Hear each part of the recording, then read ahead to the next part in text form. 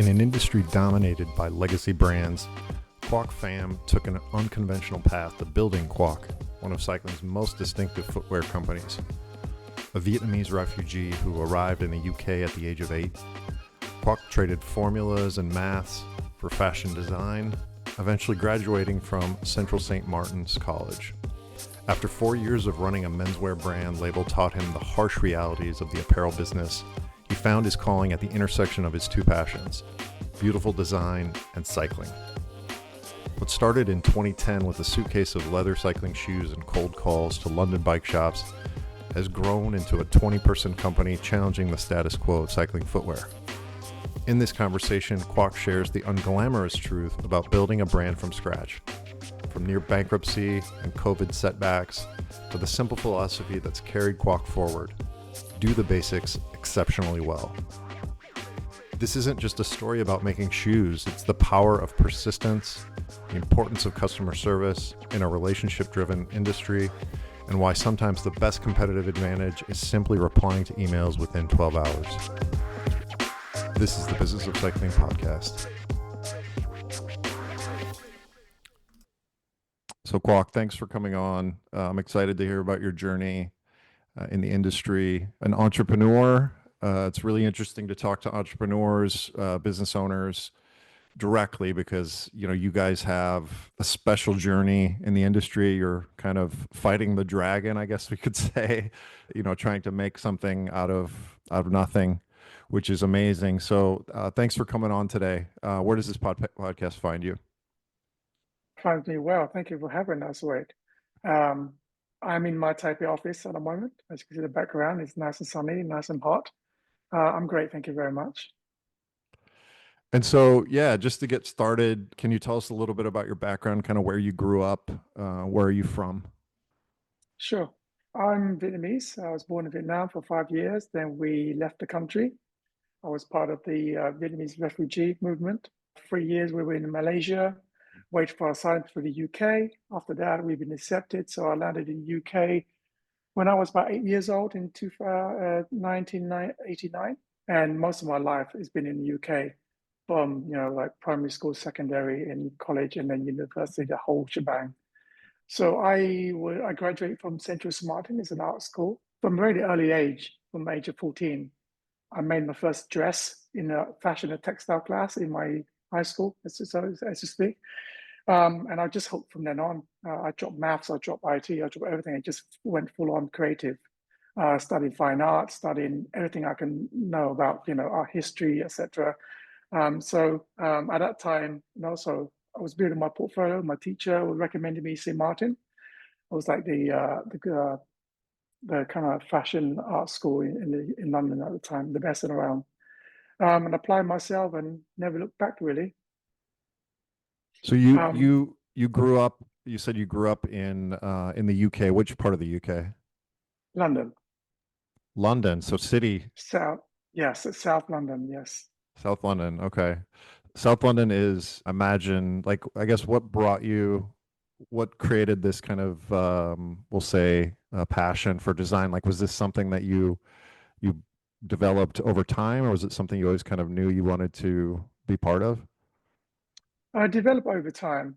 It's a good question. I am a second child. My brother, although he's very academic, so as the second child, a bit more towards creativity, left brain, etc. But I've never been great at school. A little bit dyslexic, but I always applied myself when I want to do something. I was focused on it. I always achieve what I wanted to do, and just being creative in an art is just a lot more fun than doing formulas and maths, etc. So I've always been drawn towards the creative side. And so, like, kind of doing that, you knew that needed to be your kind of path, because I don't know, I'm more on the business side personally, and I've always kind of been drawn to math, drawn to those types of things. So when you find yourself where you're like, wait, this is not for me, but this is for me, where did you what was the urgency that brought you? Did you say, okay, look, I need to figure out where I can make something out of this passion that I have? Is that kind of how you looked at it? Well, maybe I got it from my mum a little bit. She's a seamstress. and she was when she was in Vietnam, we actually had a shop, a clothing store where she made and sell our products. So maybe it rubbed off on me a little bit. When I made my first dress at age 14, I just fell in love with the whole process, from cutting a piece of fabric to making the final dress and putting it in the zip, etc. And it just slowly, it was never a lightning moment way. It was just a slow progress of learning. When we went to art school, you try many different things from ceramics to sculpture to fine art to print work. And slowly, I've always drawn back to fashion. I love creating things. I'm really good with my hands. So yeah, it's just a slow apply myself, trying different avenues, and finally got to where I love, which is making garments. So you did eventually get into the industry. Like, where did you study at university as well? Yeah, I studied fashion textile at St. Martin. So after I graduated in 2003, I launched my menswear label, just myself and my partner, my friend. We had a really good run of it, did it for 4 years, sold to many really great boutiques around the world. But as you may know, fashion or apparel is very tough business. Um, Very you tough. know, Very, very every tough. year, every year, student graduate from college want to be the next big things. And when you go to trade show, just like bike show, there's thousands of other brands, all of them trying to be the next big thing, Alexander McQueen or Stella McCartney's, or something like that. Um, but, with no support, do everything on a shoestring, do it, having a second job, etc. Um, so after 4 years, we closed it down. But during the whole time, I was just riding my bike everywhere, and that was part of my to and fro, my life, my transportation was on this single speed bike, and it was just a really slow process of riding, business shops. I was also into shoes and trying to look for a really good, comfortable footwear, something that's really beautiful that I would like to wear. I was wearing other brands, but somehow not very comfortable, or they all look the same. Come from a design background, maybe I want something a bit more nicer. It's just like, and I just found like, how come all the shop look the same? Everything is just like, really kind of like what I wasn't relating to them. They're not bad. It just that wasn't what I wanted on my feet. So I start researching, see what's out there. Fell in love with the early days of track cycling shoes, of the simple leather upper with a wooden sole, really beautiful, simple aesthetic with lace. And again, it wasn't. It was I can do, I can fix. It was just like, let me just try something, try to make something that I can like to wear, and maybe some people like to, what I was doing. So it's mainly it was a pain point of designing something for myself that I want to wear. It's really, quite a common path Sure. to fix the problem. So you had a menswear brand, you said, and you guys went at it for 4 years. And I have to ask, did you at the end of those 4 years, like what did you learn in that time? Because like coming straight out of university and creating a menswear brand, like for me personally, like that seems like a big endeavor to take on, but you didn't shy away from it. You were like, I want to do this. Like as you said, there were some difficulties in terms of financing and everything like that. But like, can you just tell me like what you learned in that experience and what you took away from it? Everything, literally. At art school at St. Martin, we were taught to be completely creative, to think outside of the box. It wasn't taught any of the business side or any manufacturing side. Then they'll say, oh, don't worry about that. There'll be a team to take care of that. You just focus on being the most creative person you can be. So what I learned from the factory floor how the garment was like manufactured. It was very different from like a handmade product to a manufactured product, and learn sales. My partner, he was focused on sales and marketing. I was focused on the design side. We literally have to learn. It's pretty much like you come out of school, you have to learn from scratch again, because it's a completely different world, from everything from sales, from even controlling your finance, budgeting, visiting factory, how to deal with factory, literally every single thing you can think of, way that I learned on the go. Yeah, so it was sort of like a master's degree in running a business and probably pretty painful, I imagine. Yeah, it was like I had to get a second job. It's many days where we just have to like didn't pay ourselves, of course. And years back then, it was like two seasons, spring, summer, and autumn, winter. And every 6 months, you have to come with a whole new ideas of a whole new collection. inspirations, and each collection have anything between about 20 to 30 pieces. And you have to sell it. T-shirt, And you trouser, have to sell and you it. have to sell it from designer made. They have to sell it. Yeah. And you repeat again every 6 months, and it's like, oh my god! And now there's not even now it's 4 seasons a year. How can they do it? Now it's like Monday to Friday. You get a product out. It's like how it's just too crazy. So we couldn't. Like anyone can make in fashion. My hands, all hands, all my praise to them.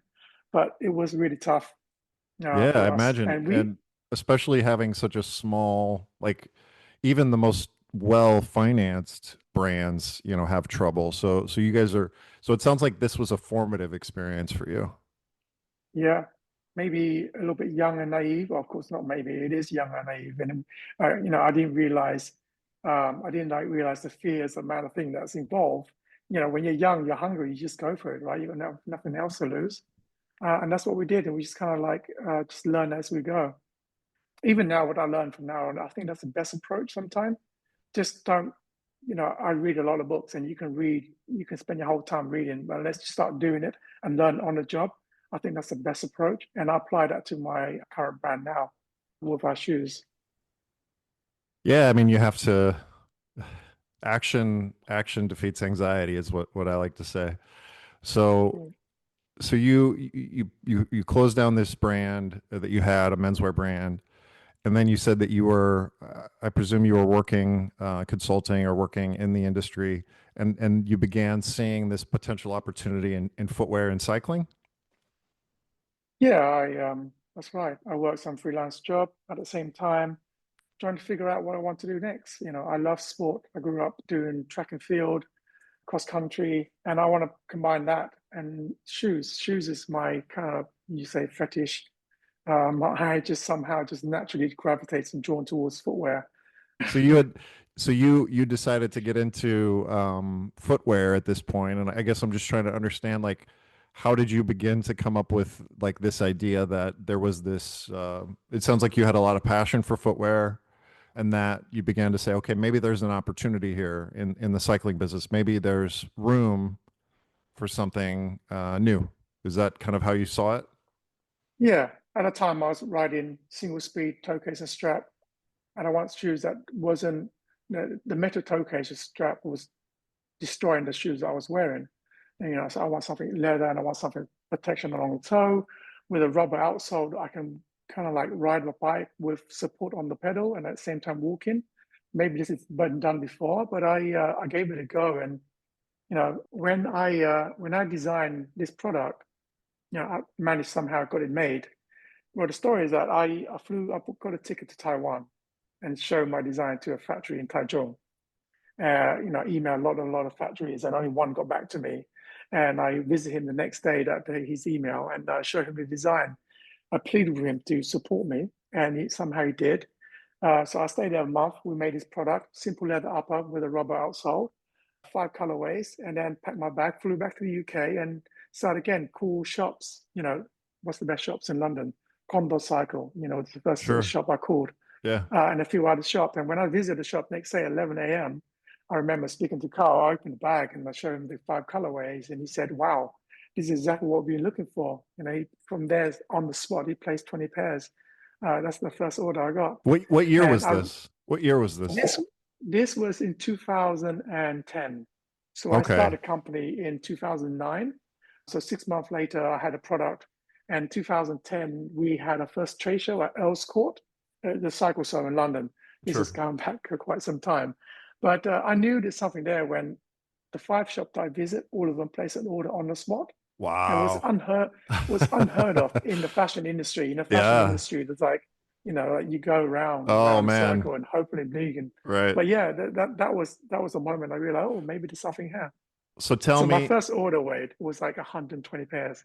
I sold 100 pairs to the shops and another 20 pairs to family and friends. so yeah, no, that must have been really exciting. Obviously, so what was it that these people saw in these shops that made them buy it because it was something different? I think so. Something very different. Something that was at a time.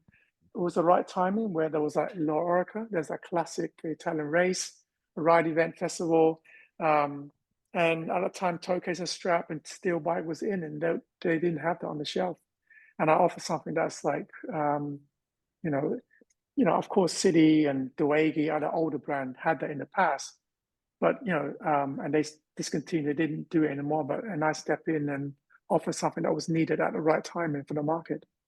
Yeah, but I mean, correct me if I'm wrong, but it feels like you still like there isn't much sensibility towards the style and the fashion side. I guess maybe the design side of things. It feels like you're still pretty ahead of the curve there. Whereas with like Rafa and Pas Normal, a lot of the brands in the clothing side have really brought a lot of the fashion sensibility into cycling. It feels like you're still one of the few that are bringing that sensibility. Is that a fair statement? That's a fair statement. That's our first model. It's called a fixed singlet, simple. And I follow one model. It's called Urbanite. And there was a sneaker leather upper with SPD compatibility. And the idea is I want to bring fashion world where I came from and the bike world together. Sure. Something that you can wear on and off the bike, comfort all day. So basically, it looked like a pair of Vans or Converse with SPDs.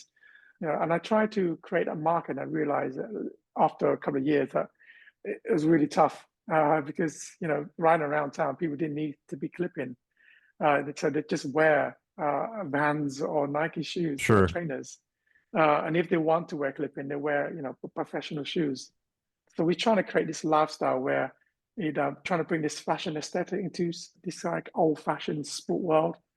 Yeah, And so then that's still to this day sort of the area that you guys are building in a sense that like starting in 2010, you get these dealers that are excited about the designs that you're making. So tell us, like, fill in the gaps here, like from 2010 until today, like what has been the journey? Has it just been step by step building something, building a team? Like, I mean, tell us more about like, because I imagine from 2010 to today, there's been, plenty of adventures, as far for as, sure. yeah, For sure. It's been, pre almost bankrupt. It's been one divorce. It's been a hell of a journey. It's been to like square one. When COVID kicked in, I was back to myself. I had to let go of the whole team. We didn't know what's going to happen. And then Cell picked up. But going back a bit, after 2010 and 2016, we did a lot of urban sneaker, trying to create a market. And 2016, we rebranded. So we got rid of my family name, Pham, and we just went simplified, just Quoc, right, more simple. Putting my name in the fashion world, it's okay to put your name in it because it seems like a normal sure, thing to do. But in a bike world, putting your name on it is kind of weird. But I just tried it, Quoc Pham, and when I put on the name, it was a massive risk. I didn't know that the UK people can't even pronounce my name. This is foreign name, foreign sounds, but I went ahead with it. And so since 2016, we simplified the brand and we focus and deliver the product that cyclists want. So, road shoes, gravel shoes, really beautiful aesthetic, but, fully for the already existing market with the bike community. But we bring something different. At that time as well, I was doing a lot of bike packing with my friends. And we released back then was the Grand Tourer, our first kind of lace up gravel Pacific cycling shoes. Some people would say gravel, MTB, they're quite similar, but we designed the first product where it was a simple upper one piece, lacing. Like the idea is that non-distracting, nothing can go wrong. When you do night bikepacking, multi-day trip, you don't want anything to go wrong. So the footbed is really comfortable. It has a really chunky rubber outsole. The toe had a little bit of flex, so you can walk and hike a bike in it. So really, it's a lot of pushing bike up hills. So we designed a shoe specifically for that. And it was really way ahead of its time in terms of, like a few years later, people started jumping on this whole gravel scene, but we were the first to release that shoes. And that kind of really put us on the map, that gravel shoe. And that's when we start went into more like kind of like modern aesthetic. In the first 4 or 5 years, we were focused on traditional kind of leather upper right. and rubber outsole. And then we switched to like microfiber PU, more modern material that's more better, more weather friendly. leather's great on your feet, but leather kind of like when it gets wet, is really heavy, it's stretched, it doesn't hold itself, and yeah, etc., etc. So we kind of like modernized ourselves in 2016 and went all in focus So that was more bike specific. like the second, so the first iteration, like you said, was more of a very, very, I hate to use the wrong terms, but like you said, leather uppers, very kind of formal. Could that be the word? More formal? Yeah, formal traditional aesthetic. I was Uh-huh. always I love beautiful dress shoes, handmade dress shoes from the UK. So bringing some of that language into cycling footwear. That's And you what it saw, did. and you saw that maybe it was a little too much because you weren't quite able to get enough momentum. Obviously, we're talking about a business here and it has to support itself. So you said, no, wait, this isn't quite where I think we can make this thing work. And so you began then going more towards performance, or I guess you said gravel, that there was an opportunity in gravel as, in terms of functionality that you had kind of found. And then so at this point you had found, okay, people are appreciating kind of my design aesthetic, bringing this design aesthetic, which kind of goes back to what we talked about at the beginning, where maybe at the beginning you were very, very much like very far on the spectrum of fashion, and you kind of brought it closer to the traditional, perhaps cycling functionality and performance. And so kind of finding that mix, that's kind of been the sweet spot since 2016 for you. That's correct. Yes. Just over time of learning, what works, what doesn't work, discovering that, road cyclists love white shoes, and not brown shoes anymore, as in the past.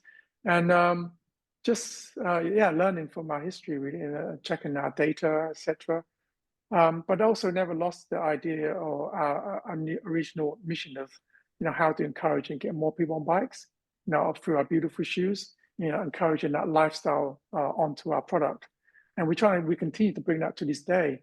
We don't want to follow, we don't look at other brand, what they do. We look at ourselves, what we're riding, what we like to wear for our feet. First and foremost, our whole team, everyone rides. So going back a bit, when COVID kicked in, I was back to square one. I let go the What? whole team. I was by Tell me, myself again. tell me about that. Like what happened? Because I know that obviously COVID was a crazy time, but there were a lot of people getting back on the bikes. What happened? In the early days, when first COVID kicked in, sales dropped through the floor, and I realized I had like three people in my team at the time, and we couldn't support, so I had to let go. Didn't realize no later, like 3 or 4 months later, sales start picking up, and I have to rebuild the team again.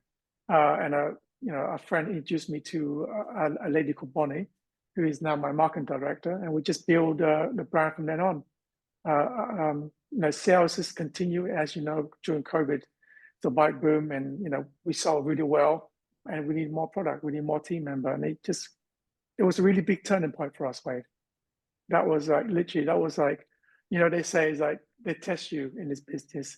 They say like you need to do 10 years before lady luck have turn you away. So it was like That's that. It was like true. after, That's true. 10 years is like you can't it's so funny that you say that because 10 years is it's almost like it's mandatory. yeah, it's like 10, 10 hours and hours or whatever, but it's true. Yeah. It's somehow things just can't, happen for us, and we've been going upward and forward ever since.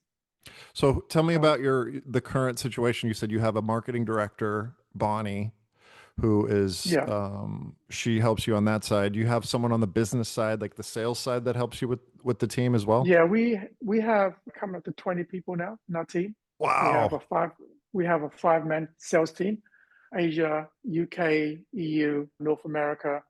Yeah, so we have key areas. We have a good team, and I was being very fortunate. These people came to us. I've tried many ways of, hire people through recruitment agency. Of course, for LinkedIn, LinkedIn's very good as well at hiring. But I found out the best people, the people already wearing your products now. A lot of our team already know of the brand, already wearing the shoes, so they come to us with already an idea of who we are and what we stand for. So it was, it was a. I would say that is the most important thing in the company is people. The right people. Of course, yeah, the best people, the A plus, the A star people. How One do you B, find them and one how do you B. keep them? Well, I'm a founder. I would say I'm more of a founder than a CEO, but we managed to scrap the company together and make it work. But one of the things the founder need to do is sell the vision to whoever sees the company and the team member. Everyone they need to buy into what we do and believe in more than just a salary and a paycheck.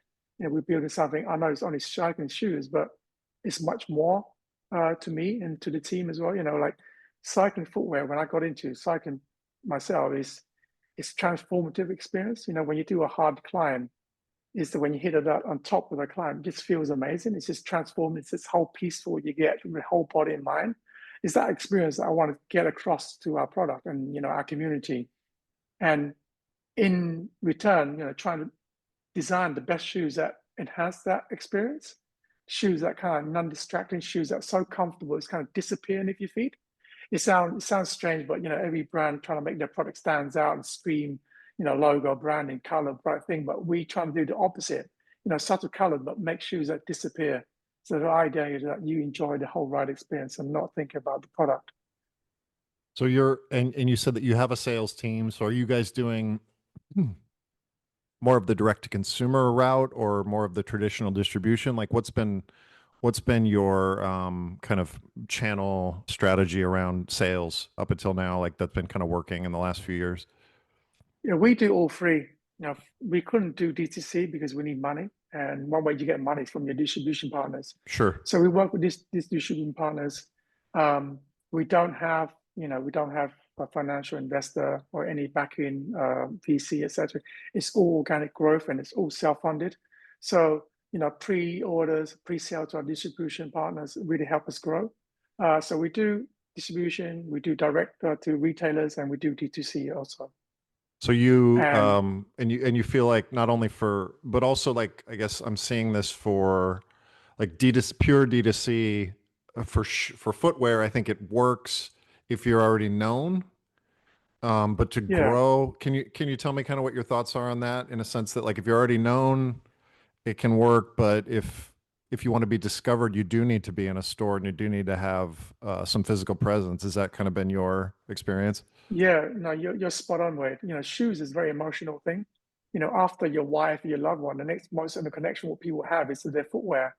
So we need physical shop location for people to try on because everyone's feet is so different, wide, narrow, slim, etc. So that's why we realize we can never do D2C. And like you said, maybe now like, Van, they can do D2C because everyone know what a Van shoes or Converse, whatever. Sorry, I'm dropping names, but they know, like you said, they've been in the world for like how many years. So people know their fit in the size. For us being a complete new player, people hesitant to like, D2C, I'm not quite sure. It's so personal feet.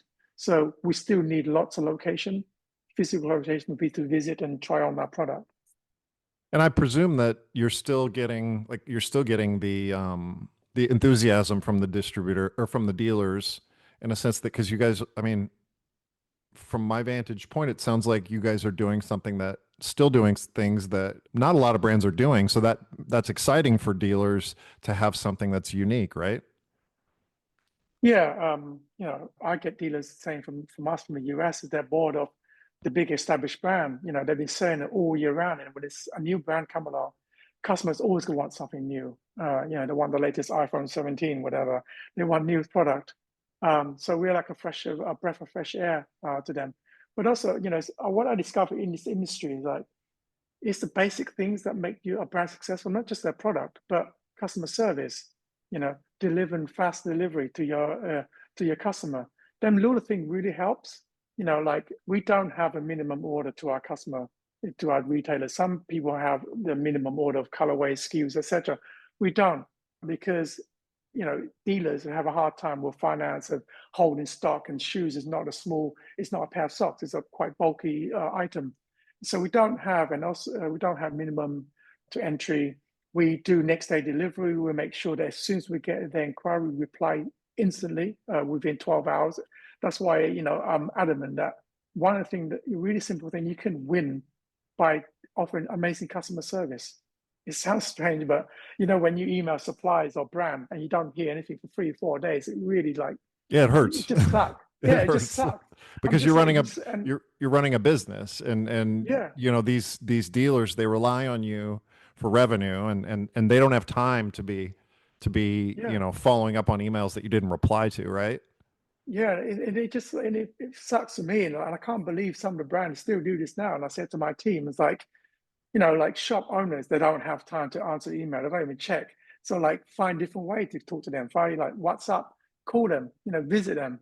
It's just really basic thing that's been happening. Salespeople have been doing for hundreds of years. It's talking in person. We're like a young company, but we still do traditional way because somehow cycling is still quite a relationship business. You face to face, it really helps. So like I said, you just win. One way to win by offering amazing customer service. Just be there for them, and you'd be surprised by the brand don't do that. So how do you then, because it sounds like this is something that you've made a point, like obviously you have the background in terms of design, and this is something that, you wake up in the morning and you're thinking about all the time, but it sounds like as far as operations and customer service, this is something that's close to your heart as well. How are you transferring this, and how are you like organizing this high level of service in your team? Is this something that you guys are constantly focusing on and talking about to make sure that this is something that is strategically well done by you and your entire team? Yes, in the early days, when you sign a big distributor, it's like, hooray, pass your hand and let them take care of it. But we realize, no, you have to really support your partners. We have call, on a monthly call and sometimes even more, and we support them with asset. We support them with sales product. We even have dedicated a website for our partners. It's called Quoc VIP, and they log in, they see the latest product, they see all the marketing, because most of the time, the partner just want photo. They want to be in. They want to join with your marketing campaign because it really helps them as well. They want to have your copies. So our teams are on top of it every single way. Like we literally handheld our distribution partners, and we even handheld our retailers. It's a lot of work for sure, but this kind of thing they really appreciate. Turning up to the shops, like, how can we support you?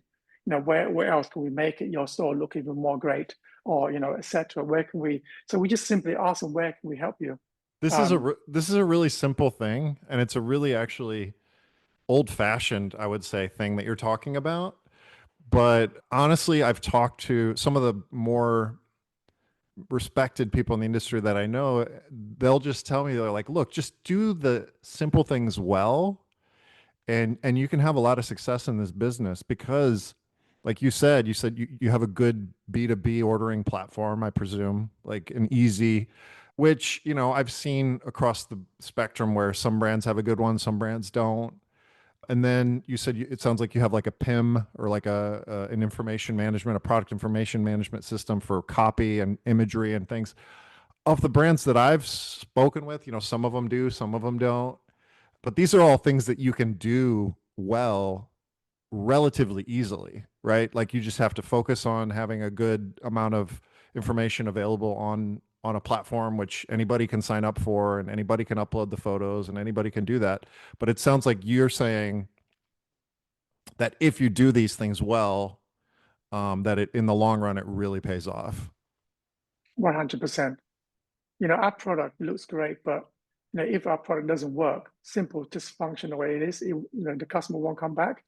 So, from the very day one, the whole team is still learning about our product, about what we do things. That's Like when hard. The market, product yeah, is hard. Product is really hard, but yeah, service product, is not. In a sense yeah, that it's not that it's easy, but it's like it's something that you can do well and you can measure it. Whereas product, you can get the right product and get the wrong product, but that's a little more complicated, I presume. yeah, it is. And trying to predict what color sells well, what size Right. sells well, Yeah, and then exactly. buying stock and make sure you don't buy too much of that. You can be in trouble. So we're, like now because of analytic, we have a lot more better understanding of our SKUs and buy-in. And our product team always trying to make the product better by a roomier toe box, or shoes that fits really well, or shoes that hold your, et cetera, et cetera. So it's like we always, the strategy that I say that I read this book and I love it. It's like 1% improvement, to yourself, to your company, whatever you do, you're constantly always trying to strive to be better. Like you'd be astounded by You know, when you get in the industry, you realize how many cowboys, or not cowboys, but people don't do things properly. Just do the simple thing really well, and you can win. And that's been the case for us. You know, don't try to do anything fancy or the latest trend. You know, just do the simple thing really well, and your product will slowly. It takes time for sure, you know, but it will slowly compound over time. That in the end, eventually you'll be, you know, top of your game. But you don't realize it, but you are doing it. Well, that's an amazing story. Look, Quoc, I really appreciate you taking the time today. This was fun. I think we're gonna bring a lot of value. You know, what I'm trying to do here is do something that gives people in the industry, you know, insights. And I think kind of your insights into, you know, I expected something else in this conversation. I expected to talk about design and talk about, which we did, but at the end of the day, it sounds like you know, you're a business person, and you're trying to build, and sounds like you're on the way of building a really successful company. So this was really fun, and I thank you for your time. What if people want to reach you? Where can they find you? LinkedIn is the best place. LinkedIn is the best. Okay. Well, thank you so much, Quoc. It was fun talking today, and we'll be seeing each other very soon, I hope. Thank you very much, mate, for having me. It's been a great talk with you. It's a shame it's not long enough. Well, we can catch up another time.